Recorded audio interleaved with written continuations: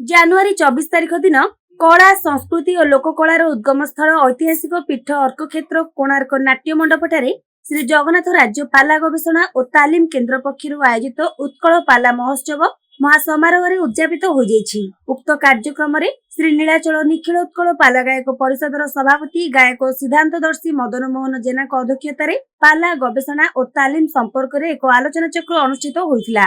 मुख्य अतिथि रूपे डॉक्टर रवि नारायण पंडा, मुख्य वक्ता भावे श्रीजुक्त पद्मनाभ सेठी, सम्मानित अतिथि रूपे श्रीजुक्त सुदर्शन महापात्र, प्रताप चंद्र प्रधान, संतोष कुमार मिश्र, नीरज कुमार दास, गदाधर दास, संतोष कुमार महापात्र, ज्योत्स्नाराणी दास प्रमुख जोगदेई सांप्रतिक परिस्थिति रे पाला परिवेशनर विभिन्न दिग संपर्क रे आलोचना करथिले। एही अवसर रे अनुष्ठानर प्रतिष्ठाता तथा संपादक गायक आनंद बसंत कुमार राउत और गायक चक्रवर्ती श्रीजुक्त विजय कुमार घोषको जन्मोत्सव पालन करा जायतिबा बेले गायक गुरु सचिदानंद महापात्रଙ୍କୁ गुरु प्राणमी प्रदान करा जायतिला।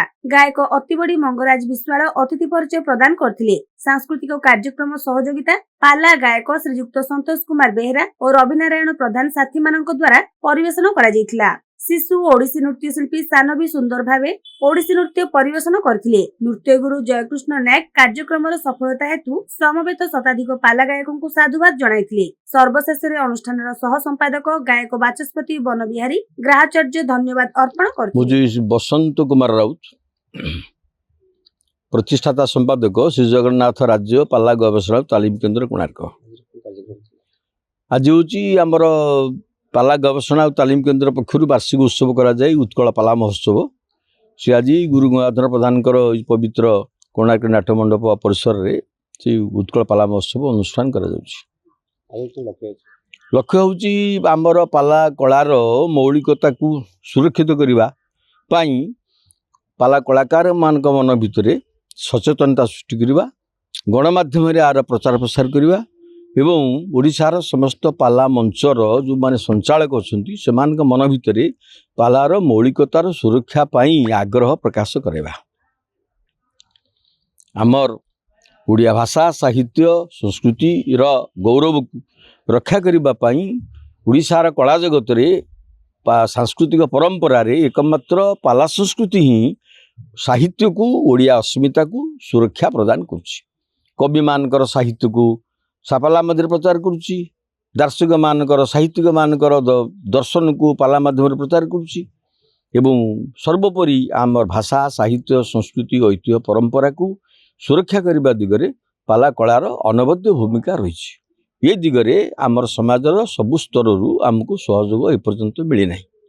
सरकारी सहयोग जहाँ मिले ताकि उत्साहप्रद नुहे। बड़ कथा हूँ आम कलाकार मन भितर पाला संस्कृतिर मौलिकतार ओरिजिनालिटी रक्षा करने आग्रह प्रकाश हेले आम ये संस्कृति बंचब। ये आशा रखी आम उत्सव आयोजन करूँ। उत्सव आम अनेक लोक बसिले तो किसी कथा भाविले तो किसी कथा हम कौन आम न बसिले केमती हम किए सरकार पाखे आम दाबी रखुचु। पाला कलाकार मानकर जो पेंशन बर्तमान अच्छी सेटा 5,000 टंका को वृद्धि करंतु सरकार एवं एक्सीडेंट रे पाला मंच को जाउथिबा पाला कलाकार माने बाटेरे दुर्घटना रे मरी जाउछंती मृत्युवरण करुछंती परिवार भांगी जाउछि।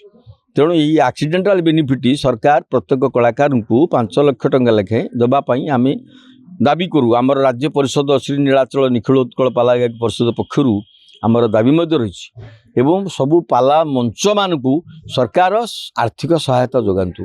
कारण पाला मंच न बंचिले पाला बंचबनी, पाला न बंचिले आम साहित्य भाषा संस्कृति किसी बंचबनी। तेणु यार प्रयोगशाला हूँ पाला मंच। तेणु पाला मंच को सुरक्षित करवा, पाला मंच को उज्जीवित करवा, पुनर्जागरण करवा ये दायित्व जो सरकार नेबे ताले ओडिया अस्मिता पाई सरकार जो कहउचंती अस्मिता प्रकृत रे एठी प्रतिफलित हो। अतिथि माने जे आमर आछंती से होउचंती आम संस्कृतर पाला गायक जे गदाधर दास कहउचंती।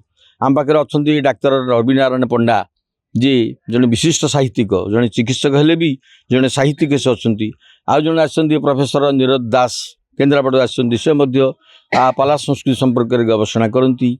आमर जड़े शुभेच्छु अच्छा भ्रमर प्रधान ब्रह्मगिरी से गत वर्ष आमर राज्य सम्मेलनपुरी होता से तार सबू सहयोग करते से आज आम पाखे अतिथि अच्छा।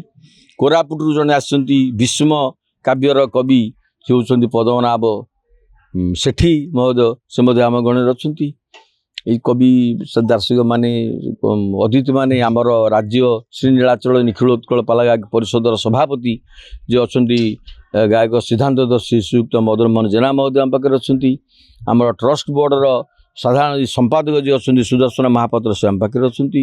ଆମର ଗାୟକ ବାଚସ୍ପତି ଅଛନ୍ତି ଆମର ବନିବେର ଗ୍ରହାଚାର୍ଯ୍ୟ ଯିଏ ଆମର ଅନୁଷ୍ଠାନର ପାଲା ଗବେଷଣା କେନ୍ଦ୍ର ସହ ସମ୍ପାଦକ ଅଛନ୍ତି। ମଙ୍ଗରାଜ ବିଶ୍ୱାଳ ଅଛନ୍ତି ଯିଏ ସାଂସ୍କୃତିକ ସମ୍ପାଦକ ଏସବୁ ଅଛନ୍ତି।